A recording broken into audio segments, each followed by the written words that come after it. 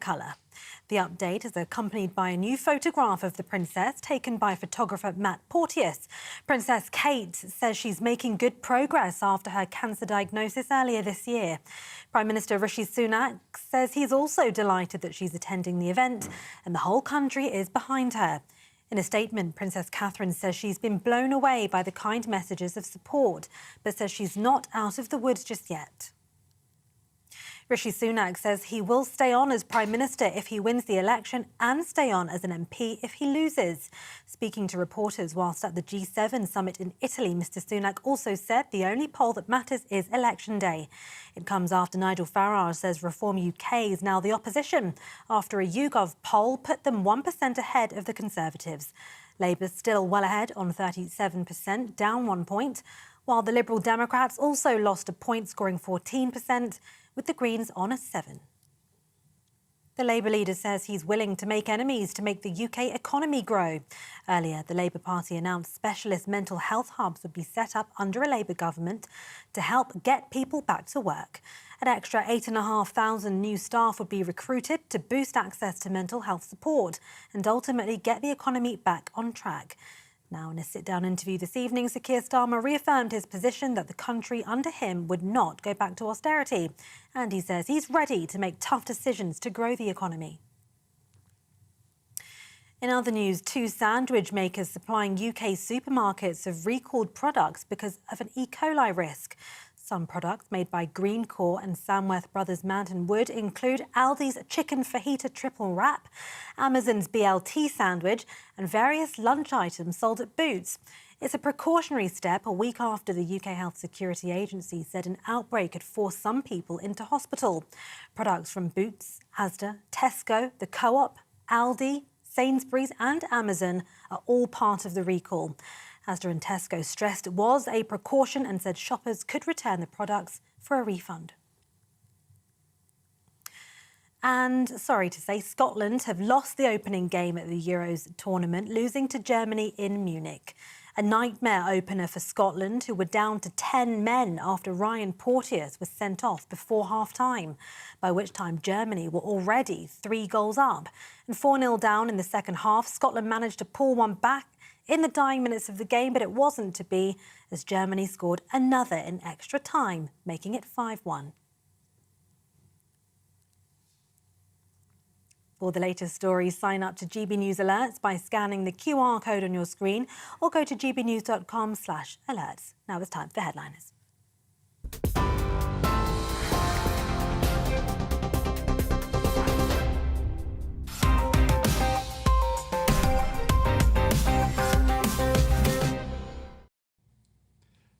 Hello and welcome to Headliners, a show that gives you the next day's newspapers with 3 comedians.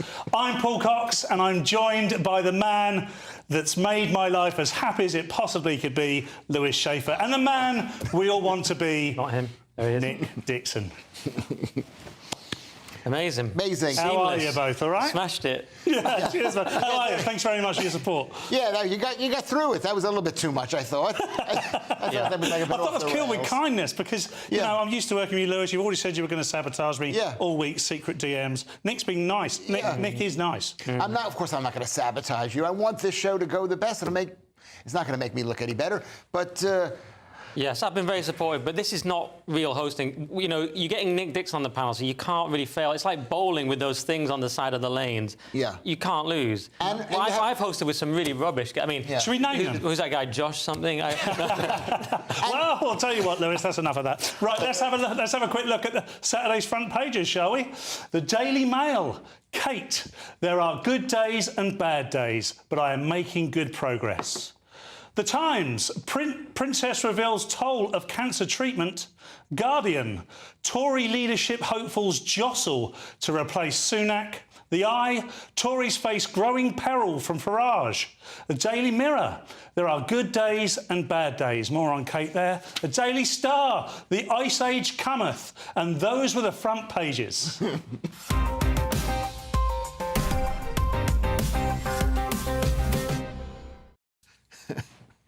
We begin with the Daily Mail, Lewis. We do. Thank you very much. It's good to see you. Paul. I find it's a bit disconcerting to have you here, actually. But this is the Daily Mail. Kate, these are good days. There are good days and bad days, but I'm making good progress because she's about to go to the Trooping the Colour, it's called. I don't even know what it is. Well done, Lewis. Trooping the colour, not trooping of the colour. Exactly. Well, I was corrected here on the show. I wasn't corrected, but I was watching. So you listened and learned. I learned something. Not that I care, and we shouldn't be having a royal family. This is the royal family is the worst thing. But there's a lot of love for her. She seems to be an excellent mother.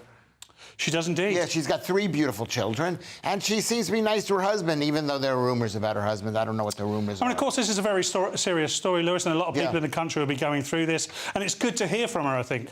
Yeah, I think it is good. We've been waiting to hear from her. She's got cancer. We don't know what kind of cancer she has. It might be nice for her to say what kind of cancer. Not that they can cure cancer, because they don't have the clue about it. You know, you tell me you're an oncologist, and you're basically... I'm not going to listen to you. Well, I'm sure she's getting the best treatment this country has to offer, Lewis. Yeah, the best treatment, but that's wrong. Best treatment in America, too. They don't know how to treat cancer. And according to Thomas Seyfried, the guy that I follow, Dr. Thomas Seyfried, he would probably say you don't use chemistry the way they're using chemistry to cure cancer. This is very fascinating. Normally I would just shut Lewis down, but actually, you know when he says that water dehydrates you, I saw a YouTube video earlier that says water is not the way to rehydrate yourself. And I was like, oh my, what if Lewis is right? I've saved it, I haven't watched it yet, but I'm worried he might be right. But on this, you know... Thank you very much. Yeah, it's all right. This is the most open, you know, Catherine has been, and it's great that she's not... It's not... Obviously, she's still struggling. She's still going through chemo, so that's terrible. But it's good that she's doing better. And all those conspiracy theories seem quite distasteful. I mean, I'm quite into conspiracy theories, but I didn't go along with those ones at all. I thought they were... And they are rife, aren't they? I was at a comedy show just the other night, and an audience member started talking about just this. Their nan lived in Windsor, and they'd heard this and that. And I wish, from my perspective, they'd just leave her alone. It's good to see that she is feeling a lot better, but not well enough, obviously, to return to work now. Let's moving on, shall we, to the Times, Nick? Yeah, so the Times, of course, has Princess Catherine as well, but it also has Cameron. Farage has no place in Tory party. So old Lord Cameron, as we have to call him now, has piped up, had a pop at Farage. It's quite hard to read all the details of it, but basically he's accusing him of inflammatory language, dog whistle politics, which is, to me seems like a kind of reverse dog whistle itself in a way, but I don't buy into that. And he's saying he'll make the country less safe because you'll get Labour, although, of course, Farage has gone ahead of Tories in certain polls, so he's arguing now, actually, don't vote Tory because then you'll get Labour. So Cameron, to me, Cameron's the one that has no place in the Tory party. He's been brought back. This kind of reanimated zombie of David Cameron. You know, to me, he's completely out of touch. He's the one that needs to go, and we're in the Farage moment. Yeah, and I think what we've got with the Tory party is we've got large swathes of the Tory party, sort of led by Jeremy Hunt and David Cameron, that are more Lib Dem than the Lib Dems. And when he talks about Nigel Farage not fitting into the Tory party, he's talking from his own image of the Tory party, of course. The Tory party now, in order to survive, is probably going to have to move further to the right and away from the likes of Cameron. Yeah, it's completely... The Wets have failed, and... Cameron's failed because if Cameron didn't want Farage to have any legitimacy, then he should have done something about immigration in 2010 when he said he was going to get it down to the tens of thousands. But instead, we've had unprecedented levels of migration. So, of course, it's an open door for Farage. So, you know, he can blame himself. What do you think, Lewis? I agree with that. I mean, when I saw David Cameron is coming back, I'm not any of these people, and I just thought, okay, haven't we had enough of this guy? He had so many mistakes that he made back in the day, which led up to the mistakes that are happening now. He was the one who organised the Brexit thing. If you're against Brexit, how could you support this guy? A lot of people would say that the modern politic environment that we're in now started with David Cameron. And, of course, but he started by offering a referendum and then following through with a referendum. A lot of people that criticise him for losing the referendum. Yeah. And that's the point of referendum. You know, it's a 50-50. Yeah, well, some would say it started with this sort of groundswell of feeling around Brexit, and Cameron had to, you know, give the referendum. So it was more... That's what they'd say on that side. They'd say, well, he had to do something about the right of the party and the Euroscepticism. And there's some truth in that. But, yeah, he will be known by many as a person that sort of destroyed the country. But then the party should have... The problem with a political party in this country is it's all controlled from the top down. They decide who's running, who's going to be the people, who's going to be the MPs. They decide all of this. So if they decide all of this, they have too much control, which is why the whole party's got to be kicked out. Yeah. If it was like America, which is the greatest country in the world... Oh, here we go. How dare you? No, but it's true. If it was like America, you could have a Donald Trump. You could have a local local guy who is the local guy. He's not appointed by anybody. There's no select committee. He just goes in there, and that doesn't happen here. That's why Farage has a place. Yes, Well, and the bottom line is Cameron is scared. You can look how scared they are of Farage. It's so obvious. Oh, I think they're terrified of Nigel Farage, and rightly so, because there is a populist movement, which he is the leader of, and he's never even stepped foot inside Westminster as an MP, and he seems to be leading the way. Anyway, let's finish this section with the Daily Star, Lewis. Daily Star, more good news from, you would call it, the boffins. Paul. I would, yeah. You would. Hot water bottles out as temperatures drop to 7 degrees Celsius. Ice age coming. It's a big change. It's a big change. But of course they're going to blame it on climate change and global warming, whatever they're going to do. They're always going to blame the heat or the cold on the thing. Well, the advantage of climate change or global warming or whatever you want to call it this week is that all weather is a result of it. So it doesn't matter what happens or when it happens. It all fits into their model.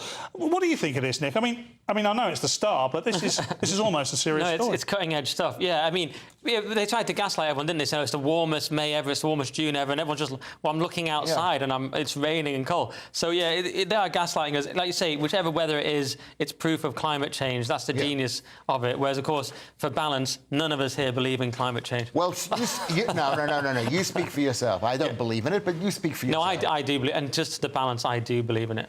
Okay. What is it? There you go. I don't know what it is. I don't believe in it. It's a bunch of lies. What it is who was saying it? I forget who was saying it. Somebody says it's the big lie. There's a great big lie, and what they want, what the powers, what the powers want to do is they want you to not to believe that it's a lie, but they want to lie to you and get away with it, and that's how they humiliate us. And the climate change is a lie.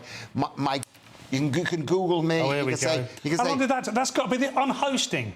Yeah, I know you're hosting. Normally, when you say something that's going to get you a load of abuse, you don't give out your Twitter, but I'm giving that's where it Lewis out. is different. You say to me, you're killing the world. Well, I feel I should say at this point that that's the front pages dealt with. But coming up, we'll be discussing Nigel Farage creeping up on people for a change, Putin talking about a ceasefire, and Joe Biden making Lewis look sane. See you after the break. That. Very good. This is GB News, Britain's news channel. 98-year-old veteran Ken Cook shared his memories of D-Day at a special event in Harrogate. As a former Green Howards private, Ken was part of an armada of vessels carrying more than 150,000 Allied soldiers to France. And he was just a teenager when his regiment landed on Gold Beach in Normandy. Everybody was telling us, the officers and the sergeants, corporals, they said, get off the beach, lads, quick, because there's some more stuff coming behind us. And they had to get onto the beach as well. All our equipment and tanks and whatever, artillery, they were following up behind us, so we had to get out of the way and get into the countryside and make as much ground as we could on that first day. Ken survived that harrowing first day, but many didn't. Around 10,000 Allied troops were either killed or injured. But their sacrifice, along with the bravery of those that lived, changed the course of history and resulted in the end of World War II. Because somebody had to do it, and so we did it. We did our job, and that's it. Ken is one of the last surviving members of York's Normandy veterans. Part of an ever-dwindling band of brothers who fought on D-Day, he's attending the 80th commemoration in France. A very emotional occasion this time, because there's not many of us left now.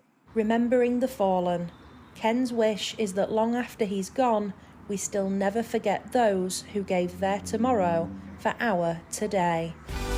The People's Channel. Join me, Nana Akwe, for an informative, interactive news programme with a difference. It's fun. It's true. You're not wrong. No one will be cancelled. Lovely. Join me from 3 p.m. every weekend, only on GB News, Britain's news channel. Weekdays weekdays on GB News. Wake up to breakfast every day from 6 a.m, followed by Britain's newsroom at 9:30. At noon, it's Good Afternoon Britain, followed by Martin Daubney from 3 p.m, only on GB News, the People's Channel, Britain's news channel. This Saturday, GB News invites you to witness the pageantry, the tradition and the unity. Join Ellie Costello and me, Andrew Pearce, in a celebration of His Majesty the King's official birthday. Trooping the Colour, Saturday at 10 a.m. on GB News, the People's Channel, Britain's news channel.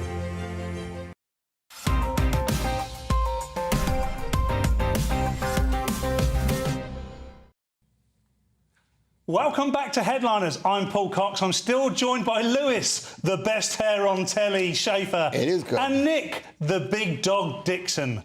Absolutely. We kick off with The Guardian, and Nigel Farage is declaring himself opposition in waiting. It's good to see Nigel creep up on someone for a change, Lewis. Yeah, what? Because people creep up on him? They do, and they throw nasty things at now him. I understand what that means. Anyway, so this guy, Nigel Farage, I'm not saying he's ever stepped to this side. I've seen him a lot of times here, but he's not here anymore, here at GB News. Nigel Farage says he is the leader of the opposition after Reform UK poll boost. It means Reform UK is 1% more than the Tories, and people are fed up with the Tories. And maybe they should be. I'm not saying I support the Tories, I don't support the Tories, but I think people, we're time for a change. It's very similar to when the Liberals were voted out of office, but it took a few years for we've seen this sort of thing before, and of course it's a YouGov poll. It was commissioned by the Telegraph. It's something to be believed in. 1 percentage point, 19 versus 18, but it is momentous. And you know, I'm not sure how much of a change it's going to make. I listened to the Nigel Farage press conference today. He was buoyant. He's optimistic. He has no targets that he's set. He did remind us, I think it was with UKIP in 2019, that he got 5 million votes and 1 seat. He's hoping this time... 2015? 2015, sorry. Thanks, Nick. And he's hoping this time to get at least 6 million plus, and hoping to get 4 seats in Parliament, which would be, you know, which would put him in some form of opposition. I don't think it would make him the opposition. And I think he was being conservative, no pun intended, with the 6 million. I think it's going to go much bigger. This is the Farage moment, I'm telling you. Farage 2024 is like Trump 2016. Something's happening. The media hate him, but they need him. They keep putting on. They can't help themselves because he's entertaining and he's so much more interesting than all the other politicians. He's got the meme magic. The irresistible memes are happening. And, you know, even the people on the right who say, well, does he have the policies? You know, is he a Thatcher tribute band, as Peter Hitchens would call him? Still, he's sort of overriding that. Even beyond rationality, there's a kind of inevitable groundswell. Farage is inevitable. Now, the only difference is Trump won in 2016. With our system, I'm not necessarily saying Farage can win at this point, but he can become the opposition. I think that's what's happening. And I think what was refreshing today, listening to that news conference on GB News Radio, was that he was unscripted. So he was asked a question about would he join the Conservative Party. He went, boring, boring. And you're thinking, you know, it was a little bit Trump-esque in many ways. He was free of it. And what he did say is he said, the Tories are dead. The party as it stands now are dead. It's a dead brand. Their brand is broken. The brand is it did sound very Trump. However, you know, he is in a very strong position. Whatever happens now, he's building towards... But, Paul, who wants the Tory party to die? Who will benefit from that? I mean, half the people in the Tory party are Team UK people, and the other half are Team World. Who wants the Tory party dead? I think... Well, most of the people who are actually on the right. I think what people want is a Tory party. They want a true Tory party. They do. Well, next up is The Times, and Putin is very happy to end the war in Ukraine, as long as they let him keep all the things that he's stolen, Nick. Oh, yeah, it's Putin offers ceasefire if Ukraine gives up annexed regions and NATO ambition. So, yeah, it is a bit of a bold one. He's saying that Ukraine needs to give up 4 regions invaded by Russia and abandon their plans to join NATO. I mean, the NATO thing, I think, makes more sense. I mean, I've always thought it's strange that, you know, this attempt to get Ukraine into NATO has always seemed a bit provocative to me. But the rest of it is perhaps too much for Ukraine. It's a kind of it's a big opening offer. It's a kind of Trump, like, we're going to build a wall and Mexico's going to pay for it. You know, this is not actually realistic. So people are debating, is this just pure theatrics? Does it suggest any chance of a détente? Could this be the beginning of the end of the war? Or is it just pure flexing? And it's hard to say at this stage because obviously... How could it be flexing? I think Russia's in a very bad position. And they need... Ukraine to not be a threat to them as part of NATO. Remember what NATO is. NATO is Team World. They've got Team World against Russia. They've got this is the comeback of the Germans. I mean, I'm not sure if it's flexing or not. One thing I would say is that Putin, things have been mooted before where they've talked about what a ceasefire might look like in Ukraine, Russia. But this is the first time Putin's come out and said, now, you might, if you're a cynic, you might look at this and think it's been gauged to happen whilst this conference is going on, where Ukraine are meeting with other leaders in the world in Switzerland to discuss this. And of course, he's getting in the first punch first. Be interesting to see, Nick. I mean, this could be the beginning. There has to be a ceasefire at some point. It cannot carry on like this. Because it's not really winnable. But when Lewis says, is Russia in a terrible position, I don't quite get that, because Ukraine's struggling. They rely on constant funding from the West, you know, America and so on. And so why is Russia in a... And the economic sanctions didn't really work. Putin shrugged them off and said, we provide all your gas. So why are they in a terrible position? Because they're not providing all the gas. And a lot of the gas in Russia comes from these cold areas, and they've got to constantly be pumping gas. And Russia's not allowed to sell the gas around the world. Russia's in a very bad position. Geographically, they've got these 4 ports. Or 4 ports, and they're being blocked. That's why the Russian tanks are in Cuba. Not the tanks. I thought Leo Kearse was a Russia-Ukraine specialist. The main reason I want the war to end is because it's been a massive strain on Leo. I mean, he gets so worked up about it. Sorry, carry on. No, because he can't. Because he's so big, people believe him. And I don't like the Russians. I grew up hating the Russians. I'm not saying I like the Russians. I'm trying to offer dispassionate analysis. Let's just be clear. The truth is that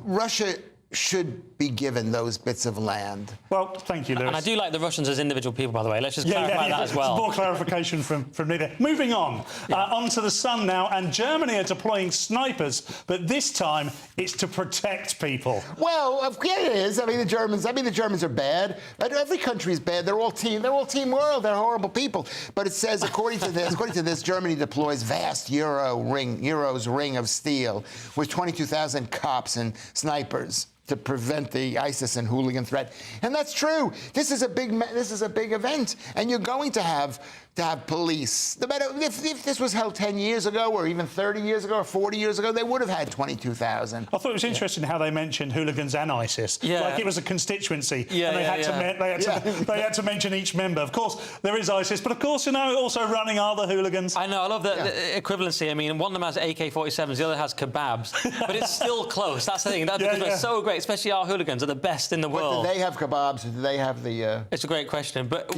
England, we can win it without even weapons. Some of them have kebabs and... Remember that guy that said, I'm Millwall, and just smacked that guy, the terrorist guy? Yeah, and London Bridge attack. Yeah, was it London Bridge or Westminster? Did he Whatever. really say that one. It was London Bridge, because he had a beer in his hand as well, didn't he? Although there was 2 scenes, wasn't there? There was people running down the street. This is obviously a harrowing situation, but in a true British style, people running down the street, not spilling their beer at all. And then one absolute brilliant British lunatic just lumps one guy and says... I say our hooligans can be... Yeah, he did. He said, I'm Millwall, and he smacked the guy. He took the guy down. And I'm saying our hooligans can beat ISIS. But it is shocking, though, that a football event, you now have to think about the threat of ISIS. You know what I mean? Like, I'm sure it wasn't like that when we grew up, but I don't remember that in Italia 90. I don't remember Al-Qaeda dropping by. No. With the Olympics, when they had the Olympics in Germany, and the whatchamacallits, Do you mean in 36? No. In 72. In 72, when the terrorists came in, and they were over the airplane. So we weren't born. Yeah, you weren't born. No, way before our time. How do people not remember that? You're too young. That'll do, Lewis. Thanks very much. Next is the Telegraph, and oil will be worth less than Lewis's medical advice by 2030, Nick. Boo. Oh, yeah, it's hard to see that, but it might happen. World faces staggering excess of oil by end of decade, warns IEA and the International Energy Agency. So...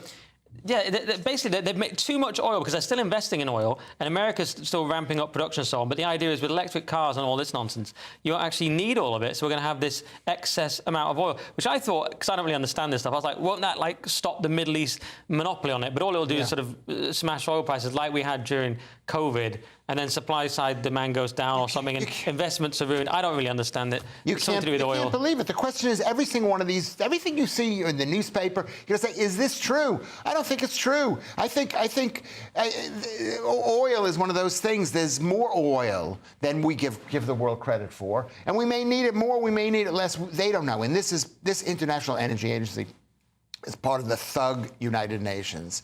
They want to spread some kind of fear going on. Thug United Nations. The Thug United Nations. Coined a new phrase. As an American, I'm against them. Bobby Conn had a song, United Nations Under the Rule of Satan. That's very much your type of thing, isn't it? Yeah, well, they're under the control of the French. Of course, there are a couple of things going on here, aren't there? First thing, you look at the facts of this story. There are lots of new investment in oil.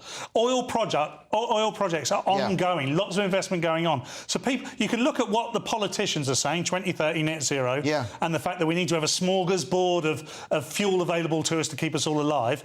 And then you have the opposite side where the money is. You see where the money's going, and it's going into oil. We're still going to need oil. Anyway, more from the Telegraph now, and Joe Biden didn't wander off. Yeah. He just went to say hello to the magic invisible people, Nick. No, this is mine. Lewis. Sorry, Lewis. All right, that's your first mistake. First mistake, sorry. It wasn't bad. Let's not draw any attention to it. Let's crack on with the 25 minutes. Sunak defends Biden after he wandered off at G7 event. And this is the G7 is when the leaders get together, right? In what's that place called? Davos. No, they're not in Davos. Bari. They're one of those bottom things. I think that's what Bari. They sometimes go to Davos, though. Anyway, there were parachuters. They landed on the thing, and he went over to say hello to him. He wandered off. He wasn't with with the woman who is the president, his wife. And he wandered off. So I don't know, why is this important? It's in the Telegraph. It's important because it's Poopin' Joe. Because it's to make the guy... They call him Poopin' Joe because they thought he pooped at the... But he didn't. But he didn't. He just tried to sit in an imaginary chair. Yeah. This time he walked away to nothing. And there's also that one where he's at everyone's singing and clapping, and he's just staring like stock still. Have you seen that one? He's like a waxwork dummy. That's very strange. It's all quite disturbing, and he has to be brought back the other way. Here's a question for you. Is it the ultimate display of power to have such a weak leader, or is it the ultimate display of weakness? There's a philosophical question. I would say this. I've answered Lewis as well. Yeah, because I've answered. Well, you could do your answer, but I've answered this yourself. You don't need a very strong leader when you've got 7 aircraft carrier groups. That's a good point. You don't need to. And the truth is obviously the president isn't running the show, and he's got Obama above him, and Clinton above him, and the guy over in Davos. I love the way the article says appeared to wander away. We all saw it. He wandered away. You gave the thumbs up to the magic man. His wife, Jill Biden, is trying to say, well, look, Trump is essentially the same age, but that looks worse because Trump has so much energy, and so you just highlight the difference. Of course, the story. Sorry, Lewis. The story here is about the fact that Sunak defends Biden. Now, I don't think anyone holds that against Sunak because, let's imagine that we had an elderly, deranged man working with us, Nick. We'd do what we can, to protect him. I'm just saying. Are you looking at me while this is going on? Just because I pointed out the mistake that you made. I'd like it if he wandered off sometimes. Yeah, that'd be hilarious. But at the end of the day, he is the leader of the free world. We don't have time for this, do we? At all. We're halfway, but stay right there. Stay right there because we've got Regent Street taking inspiration from 1940s, Nuremberg, schools turning autistic kids transgender, and the Pentagon anti-vax campaign. Don't go away. Hello again and welcome to the latest forecast from the Met Office for GB News. Further showers are expected over the next 24 hours and beyond, with prolonged rain at times, but also some clear spells in between the downpours. Low pressure is currently stationed to the west-northwest of Scotland, and around that low we've got a gusty wind bringing frequent showers into much of the UK, but also some longer spells of rain. One such area of rain affecting northern Scotland through the evening, and then another band of rain pushing into Northern Ireland, parts of Wales and the southwest during the early hours. So a lively night to come with some heavy rain at times and that gusty wind, but some clear spells as well. And where we've got the clear spells, temperatures dipping into the single figures or even the mid-single figures in some of the cooler spots, for example, central Scotland. But for the north of Scotland, we keep the wet weather going on Saturday morning, particularly for Shetland. Some outbreaks of rain there for Orkney. But for much of the mainland of Scotland, it's dry. Best of the sunshine of the day will be in the morning on Saturday. Thicker cloud into southern Scotland, northern England, and this band of rain just affecting parts of Northern Ireland, into the Midlands, the southeast as well. Some heavy downpours before a mix of sunny spells and blustery showers push into South Wales and the southwest of England.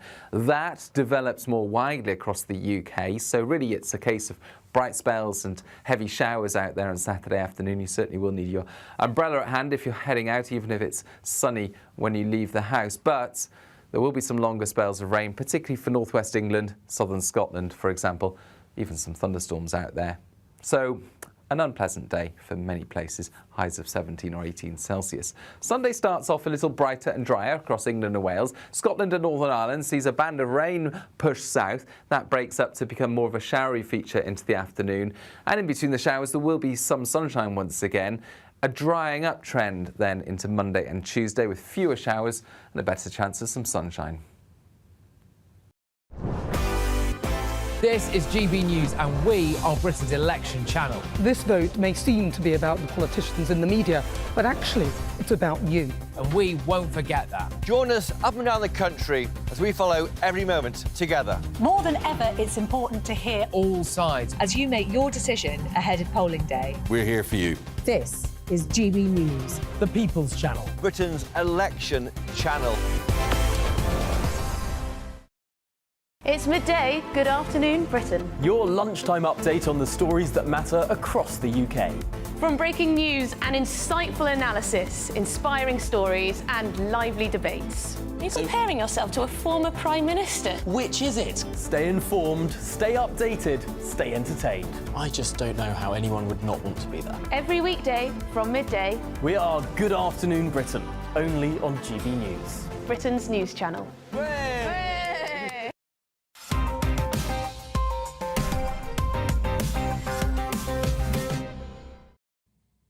Welcome back to Headliners. Let's kick off with the Metro now. And James May questions why Regent Street LGBTQ plus decorations appear to have taken inspiration from Nuremberg in 1940, Nick. Yes, and that is exactly what he said, word for word, so he can sue us. Now, as James May calls pride flags oppressive and the LGBTQ plus community is quite rightly livid. When I saw the headlines, I was like, oh, is this Guardian or Independent? It was a Metro, I'm sorry, but quite rightly. I love that. Just stick your editorial in there. Quite rightly livid. They're livid because what happened is he said, he wrote, Pride, while I've observed and admired what you've achieved over my lifetime, may I respectfully suggest that you are borderline guilty of too much bunting, TMB. It's like TDS, like Trump derangement syndrome. It's too much bunting syndrome. And I thought it was quite reasonable. He said it may be seen as authoritarian and therefore oppressive. Please remember that some terrible things with which you would not want to be allied began with TMB, World War II, for example. So he's saying, you know, you start sticking up flags, look where it leads. And then, of course, some people were outraged and some people agreed. That's the internet. I mean, it's a joke, isn't it? It's a joke. He's making a flippant with James a kernel May. of truth, which is that we're all a bit sick of this stuff. And on one end, if you're Loza, you burn the flag. But if you're James May, a sort of amiable normie from Top Gear, you just say, hey, maybe tone it down, guys. I also think it's a valid point. I drive into London to come to this, and I was going through Hammersmith, and there was a well-known estate agents there, and let's say there was 30 displays in the window, usually for flats and houses in London at extortionate prices. At least 75% of those houses have been removed and replaced with the flag. And I thought... They're selling a lot of flags this month. What are they hiding, though? Because, you know, what are you thinking? The prices. Yeah, well, yeah, just, you know, we get it. Just put one up in the corner. It's fine. Who is this for, Lewis? It's basically, the problem is, it's like kind of like a Leo Kearse joke. There's too much truth in it for it to be really fun. Right. OK? He's about to do it. Yeah, but yeah. And then the thing is, it's a joke. He's made a joke. It's just too much fun. Oh, this is like a Leo Kearse joke. No. The James May, I thought you were about to do one and you were introducing not me. it. Sorry. I can't do any jokes. No, that's but true. he was making a joke. It's a joke, but it has a lot of truth. And you know what it is? I don't care. Let people do what they want to do, what they want to. That's what he's saying. Yeah, but that would include, if that was the case, then that would include everybody, wouldn't it? And I know it's Pride Month. Yeah. Again. I know it's Pride Month, but there needs to... they are over-egging the pudding slightly.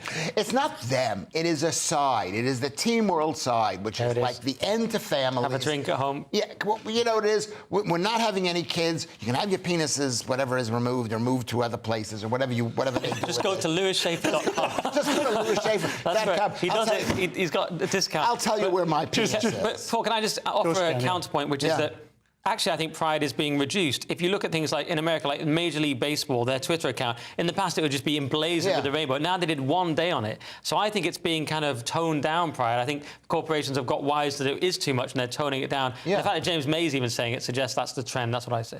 Well, that's a good point. Can I just point something out? Is that I can talk about this, Paul, because I represent the plus community.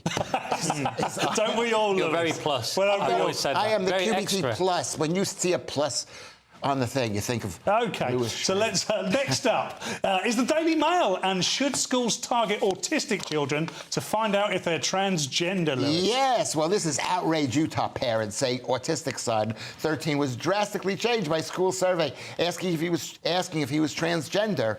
And he thought about sex too much. Did he think about sex? This is one of the... Because the guy's autistic, and he's probably getting probably the family is getting money from the council. So they want to check to make sure that he's really... Is it right that he was thinking about sex too much? No, with 13, I thought about sex a lot.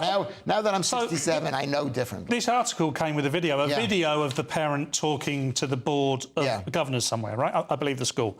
And she was at pains to say how well the school had done. However, on this particular instance, the child was targeted, singled out. No one else in that classroom was given the quiz. And because they were autistic, they were asked, do they think they could be transgendered? Now, Nick, is that appropriate? No, it's disgusting. It's insane. They had 122 questions. One of them was, I think about sex too much, wish I was the opposite sex, threaten to hurt people, think about killing myself. Why is the child having these ideas put in his head? He felt targeted. It's absolutely disgusting. And he's far too young for these questions shouldn't be asked at any time in school, but especially at age, 13? Absolutely obscene. I disagree. It's part of the larger trend, which is what do you want to call it, the global team world, managerial, woke state, interfering with families. That's what it wants to do ultimately. Why? Why? Because it brings more power to the state. You look, Orrin McIntyre just wrote a good book about it called The Total State. I've just had him on my podcast, and he... what it points out is that what this global total state did, it took away the social bonds we used to have that have gradually been eroded more and more, and you end up where you're just a sort of atomized subject of the state. So even the family is the final frontier in this, and that's what the whole trans movement is. It could be that, but it could be something even simpler. Is that people in America have access to guns, and they want to check out who the troublemakers are, especially in a place like this is in Logan, Utah. You can just imagine the death that rings this place. But all that aside, I don't disagree with that small point there. But the kids... That's not a small point. It is a relatively small point. So they bought an off-the-rack test to give to the kids. But why? This is the point. What did the school gain from it? The school must... Let's remove cynicism from it for a moment and assume the school were trying to do good. What do they gain from singling out an autistic child and asking them questions that might just plant a seed in their head? And it leads us to all the things we saw in the Cass report. Well, I don't know if this kid's that annoying, but the parents are annoying. So this kid could have been annoying, and they could have just said, we're looking for some reason to get him to another class, to get him out because he could blow the school up, because people have guns. So I don't think there was any evidence he was going to do any of those things. Nick, could you finish the story just with some sensible points? Well, no, I think you're right. There was no evidence he was going to do any of that. There is a link, of course, but arguably, but there was a trans shooter, wasn't there? So maybe there's some link there, but that's it. But then there's no reason to assume this child is going to do it. So yeah, there's no reason, but it's only one kid, and it's part of a larger trend, isn't it? This kind of thing, sexualizing children, asking them these kind of questions, all the weird stuff that goes on in classrooms now. It's part of that trend. Or it could have been that they just got a test. We don't know the whole story. It's not in this. Well, it seemed pretty clear cut. But anyway, we should move on. Move on to The Guardian, and we will. Now, who would have thought that unnecessary authoritarian measures against healthy children would lead to a mental health epidemic, Nick? Yes, it's mental health is main cause of rising absences in England, say head teachers, and a nearly 9 out of 10 report marked rise in pupils missing school due to mental health since the COVID pandemic, which really means lockdown. So I'm sort of torn on this because, on the one hand, it's quite clear, and it's clear in the article, that it's quite easy to say anxiety. There's nothing anyone can do. You want an extra day on your holiday or whatever it is. You want the kid to be off for a bit. You just say, oh, it's anxiety, and what can anyone do? On the flip side, lockdown, of course, did destroy the mental health of children. It's inevitable. So I see a little bit of both, because, there is too much of this just citing anxiety, but then also lockdowns were an obscenity. Lockdowns were a bad thing. Yep. It was a bad thing, and it made people think, well, you know what, if we can close the schools for this reason, for lockdown, I can just say that I'm not feeling that well, so I'm not going to come in. And I want everybody out there to know I was not vaccinated. I didn't get vaccinated because I hate shots, whatever. I have a real chronic thing about it. But this is what happens when my own kids are they were that way before. And the statistics are bearing it out as well, Lewis. Yeah. I mean, previous to the pandemic in 2019 and before, 60,000 children were suffering from this. Now it's 150,000. And that's an incredible rise, right? 150% rise. And Go on, Nick. Sorry. No, I'm just. One thing I'm tempted to add, and Ashley Frawley's very good on this. She's written on this a lot. Is the therapeutic state. So there is an idea now in this culture we have that everyone is broken and needs to be fixed by the state. So that's why I'm a little suspicious of this rise in mental health. The assumption is you're mental and we can fix you. But what if actually there's nothing wrong with you? Obviously not Lewis, but other people. I think because this comes directly after the pandemic, and I think at the time I have a daughter, and I know you have several children around the planet, Lewis.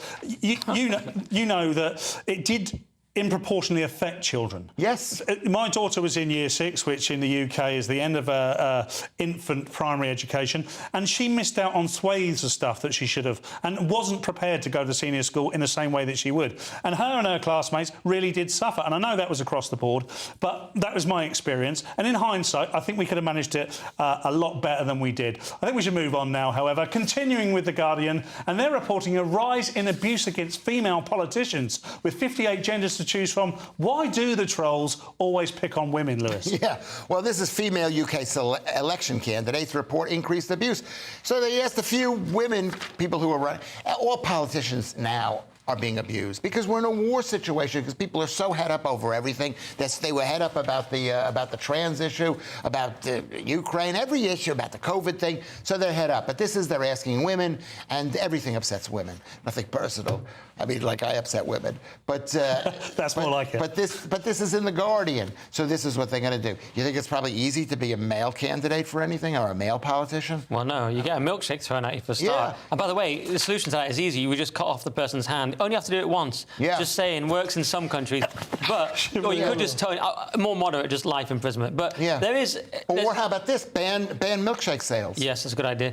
Look, there's two ways. I mean, again, I'm torn on this because on one hand, everyone gets abuse on Twitter, even a nice guy like me. Yeah. Obviously, Lewis gets tons. But I don't get anything. You can just mute it. You can just mute it, and everyone gets it. So there's that side. Then there's also the very serious side where, Sir David Ames was killed. Nigel Farage is being attacked. He needs massive security now. Can't go on a train. So I see both sides. It's not just targeted at women. It's targeted at everyone, and particularly politicians now. It is, like Lewis says, it's hit another level. See, what I find interesting about these stories, particularly as it's in The Guardian, they need to have a victim. They need to have an oppressor, and in this case, they've made women the victim. Now, do we protect women differently? Should we specifically protect women from men? And my inclination in this, always, from a traditional perspective, is that perhaps we should protect women more. But where's the equality in that? There's no equality in that. Yeah. If men and women are equal, or all 58 genders are equal, then there has to be equality. Now, I'm not suggesting for a minute that we should undermine any of this, but what we do see here is The Guardian once again honing in specifically on women when we know the statistics show that men suffer from the same thing. It's The Guardian. This is The Guardian. What can you do about them? It doesn't say how many men, how this has grown statistically. And one more point, by the way, by the BBC calling Nigel Farage far right, and apparently the Home Office has a very similar culture within it. That kind of thing encourages violence against politicians, I would say. But thank you very much, Nick. So, moving on, just the final section to go. And we've got the Pope talking about AI, German police encouraging England fans to smoke cannabis, and British sausage is a growth market. See you in 2. Nana Queer, weekends from 3 p.m. Well, the first thing we've got is obviously D-Day, which was so moving that I think everybody was crying. You see these wonderful old people who gave their lives, and they were crying to remember it all. You see tears in the King's eyes. You saw Camilla, the Queen, crying. And I think, gosh, actually Britain's maybe opening up, and we're not sort of stiff upper lip all the time anymore. I think that William was so dignified. Oh, he's amazing, isn't he? And he was the young king. And I thought he was brilliant. He must have been heartbroken that he couldn't have his wife with him. And one of the people who knocks us on the head now and then is Harry. He got the green light to appeal to the appeal. It's a third one, and he wants to make sure that the government gives him protection all the time, automatically. One of the reasons is that he's going away with Meghan for a tour, world tour, which made my heart sort of pump, because this is going to be another copy of what the royal family is like. And he wants to be covered. Well, it's not on our tax, frankly. So we, the British public, would pay for this? Yes. Yes. It's a joke, isn't it? And he also said he wanted it all done by the end of the month, June, and the judge said he doesn't deserve that. He's not in that VIP category. So he was sort of put in his place, but I don't think he can believe that. And the other thing is the wonderful wedding yesterday. And one of the things I loved, there was a wedding dress, but also I loved the blue velvet shoes. William again was wonderful. Yeah. He was absolutely wonderful. He was ushering everyone around, which seems funny for an heir to the throne, and actually would jump in the bus that was taking them to the celebration. The People's Channel. I'm Patrick Christie's. Every weeknight from 9, I bring you 2 hours of unmissable, explosive debate and headline-grabbing interviews. What impact has that had? We got death threats and the bomb threat and so on. As time passes, She could have said Storm. You made my argument for me. My guests and I tackle the issues that really matter, with a sharp take on every story. Went everywhere. something practical could be done. Or I can become something different. Patrick Christie's tonight from 9 p.m. only on GB News, Britain's news channel. GB News is Britain's election channel. And when the big stories break, we're tackling them on Britain's newsroom. When we disagree, and we disagree a lot, it's even livelier than normal. We don't disagree that much. We do. His comedy, though, is revolting. I knew her, unlike you. That explains Beverly Turner's temperament. It's a bit frothy in here, isn't it? He'll have one of me one day. For dartball practice. Britain's newsroom on GB News. Weekdays, 9:30 a.m. GB News, the People's Channel, Britain's news channel.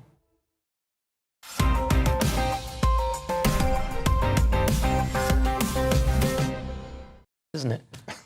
Welcome back to Headliners. We go to the Independent now, and Pope Francis is worried that AI could start controlling humanity, just like religion, I guess, Lewis. Well, who's going to control Pope Francis? The guy's 87 years old. This is the G7, and that's the thing we were talking about before. He gave a speech. Why do they give the guy a speech? What does he know about AI?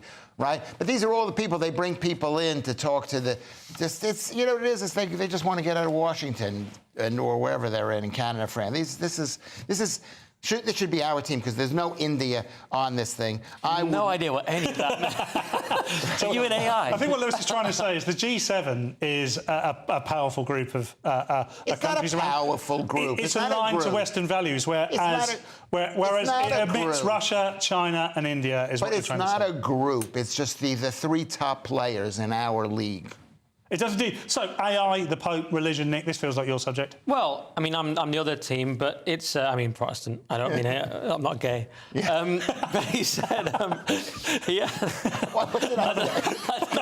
It's like batting for the other side or something, right? I've got to stop saying these things. Don't require you to let us know. Sorry. Yeah, you say Catholics. This is my last show anyway. The point is, it's the Pope, and he says, look, we can all agree with this. No machine should ever choose to take the life of a human being. Who could disagree with that? Yeah. He's anti the Terminator. What's wrong with that? Yeah, exactly. It doesn't make any... I mean, granted, makes sense. You've said it. AI is a bit scary from what I can tell. It is a bit scary. Because it's woke. But we've always had AI. When they had photoshopping, that's AI. When they had the painting, the pictures Yeah, but it's together. different now. No, it's different. When it controls... If it controls a government and kills everyone, that's what he's talking about.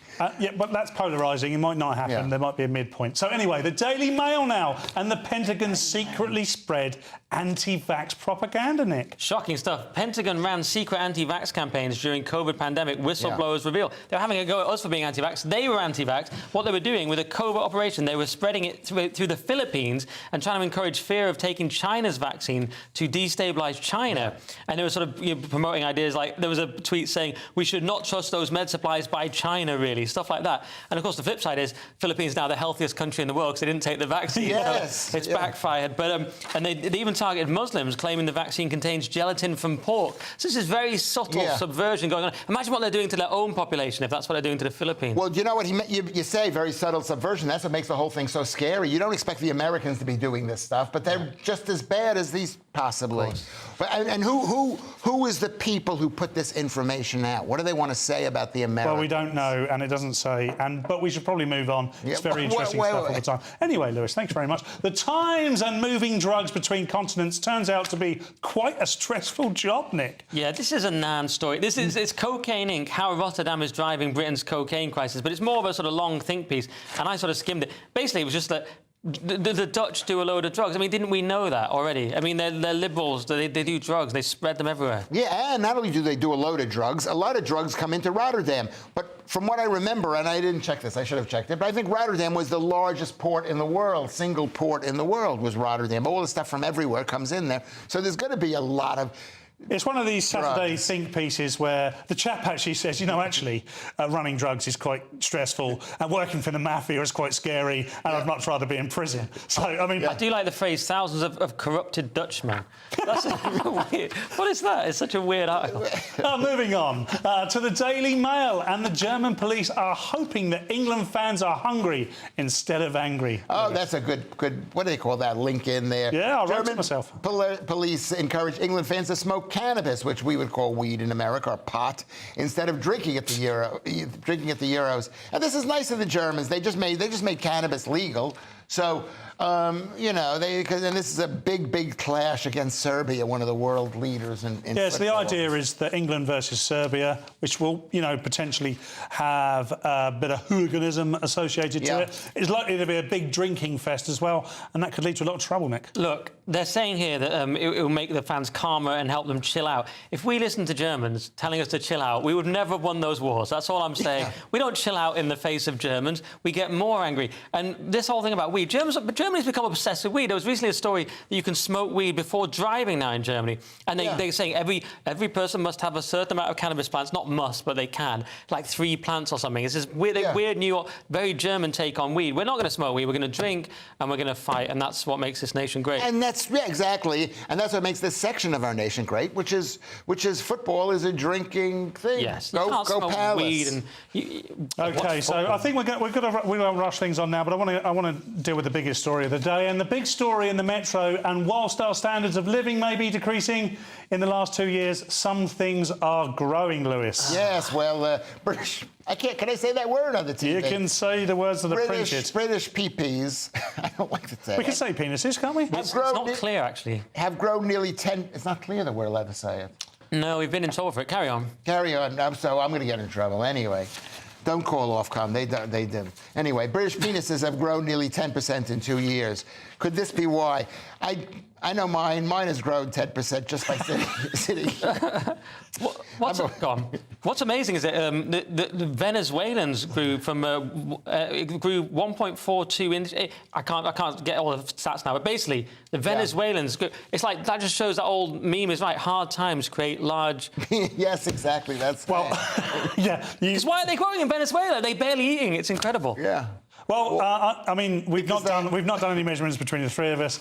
Everything seems, in my camp, to be the same size as it was 2 years ago. I'll be happy to do it. In headliners after hours, but that's not for now. Yeah. So the show is nearly over. So let's take another look at Saturday's front pages. The Daily Mail, Kate. There are good days and bad days, but I am making good progress. The Times, Princess reveals toll of cancer treatment. The Guardian, Tory leadership hopefuls jostle to replace Sunak.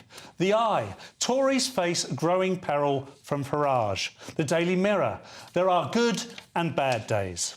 Daily Star, the Ice Age cometh, and those were the front pages. That's it for tonight's show. Thanks to Lewis and Nick. Thank you to you all out there. Headliners is back tomorrow at 11 p.m. with Nick Christer and myself again. If you're watching at 5 a.m, then stay tuned for breakfast. But for now, it's good night or good morning.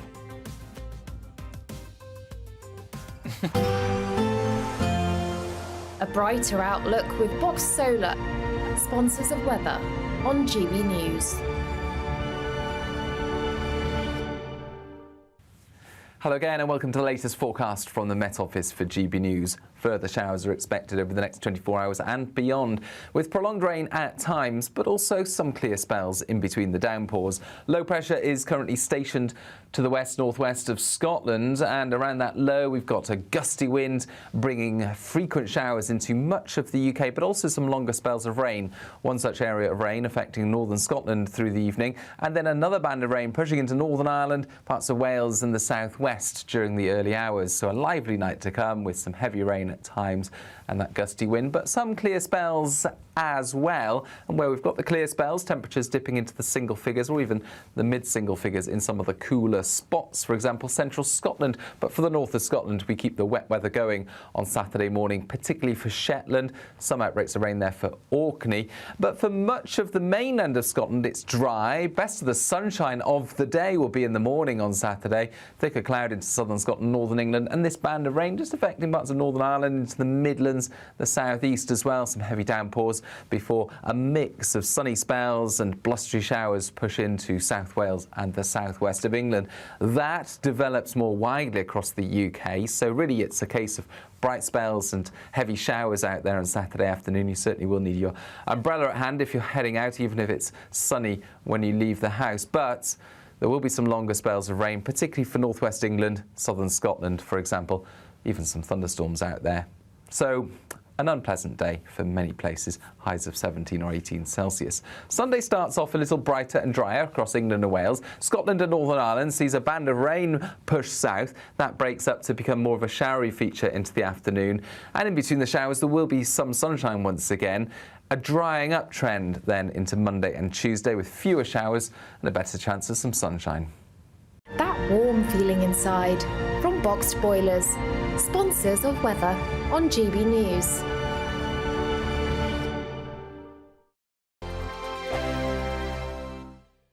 We're making this summer funner with 3 incredible prizes to be won. First, a fantastic £15,000 in tax-free cash that you can spend on anything you like. Next, there's the latest iPhone 15 with a brand new set of Apple AirPods. And finally, £500 to spend at the UK attraction of your choice. The summer fun could be on us.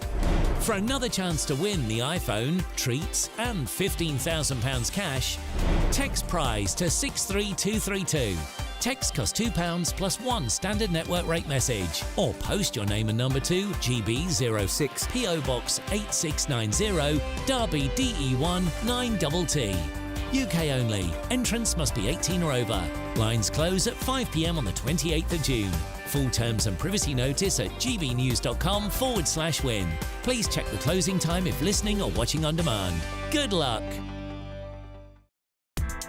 Join me, Nana Akweer, for an informative, interactive news programme with a difference. It's fun. It's true. You're not wrong. No one will be cancelled. Lovely. Join me from 3 p.m. every weekend, only on GB News, Britain's news channel. Weekdays on GB News. Wake up to breakfast every day from 6 a.m. Followed by Britain's newsroom at 9:30. At noon, it's Good Afternoon Britain. Followed by Martin Daubney from 3 p.m. Only on GB News, the People's Channel, Britain's news channel. We're proud to be GB News, the People's Channel. And as you know, we always love to hear your views. Now, there's a new way of getting in touch with us at gbnews.com/yoursay. By commenting, you can be part of a live conversation and join our GB News community. You can even talk to me, Bev Turner, or any of the members of the GB News family. This is GB News, and we are Britain's election channel. This vote may seem to be about the politicians in the media, but it's actually about you. And we won't ever forget that. Join us up and down the country as we follow every moment together. Now more than ever, it's important to hear all sides as you make your decision ahead of polling day. We're here for you. This is GB News, the People's Channel, Britain's election channel. This Saturday, GB News invites you to witness the pageantry, the tradition and the unity. Join Ellie Costello and me, Andrew Pierce, in a celebration of His Majesty the King's official birthday. Trooping the Colour, Saturday at 10 a.m. on GB News. The People's Channel, Britain's news channel. I'm Mark Dolan and this is GB News, the People's Channel, Britain's news channel.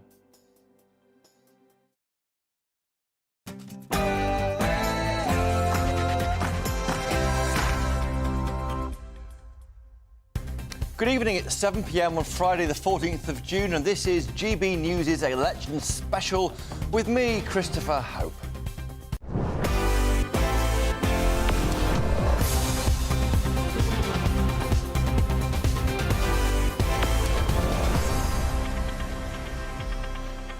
tonight we're talking manifestos, those pledges that have been made and what's also been left out as importantly. The Conservatives are promising to lower immigration, lower taxes and protect pensions. But is it too late and too little for Rishi Sunak? So Keir Starmer stuck with his 5 missions for government he set out last year, leading to criticism that it was a Captain Caution manifesto. Sir Ed Davey took time away from the water slides and theme parks to unveil a £9.4 billion a year package for the NHS and social care as a centrepiece of his plan. And Reform UK's parliamentary broadcast message was clear. But what could we expect from them when they release their pledges, probably on Monday? I'm joined by the Liberal Democrats' Christine Jardine, Reform UK's Rupert Lowe, and outgoing former Tory MP, of course, Sir John Redwood. Plus my studio guest, former Tory party politician Joanne Nadler, and Labour Party volunteer Susie Stride. A busy hour, but first, the news.